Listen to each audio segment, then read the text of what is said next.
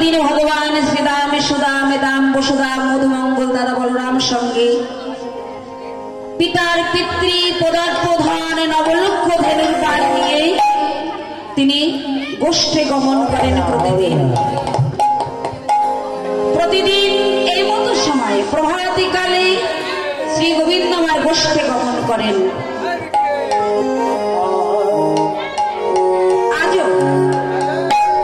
আজও গোবিন্দ গোষ্ঠে গমন করবেন, কিন্তু অধিক বেলা হয়ে গেছে,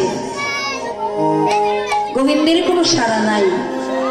তা গোবিন্দের সাড়া নাই দেখে প্রতিদিনের ন্যায় নন্দ ভবনে যেমন গোষ্ঠের বাজনার ধ্বনি হয়, আজও তেমনি ভাবে গোষ্ঠের বাজনার ধ্বনি হচ্ছে। কিভাবে গোষ্ঠের বাজনার ধ্বনি হচ্ছে? কিভাবে গো জয়নি তাই গৌর হরি বলছি, মানুষের এমন কিছু তো নাই। তবে যাই হোক, এক ফেরা একটা গান করি, কেমন গাইব? কারণ সব জায়গায় তো বড় গান শুনে না, তা একটু বলে করে গাই আর কি। তালটি গাইব শশীশেখর তাল 44 মাত্রা, এক ফেরাই গাইব, আপনাদের যাতে অসুবিধা না হয় তার জন্য।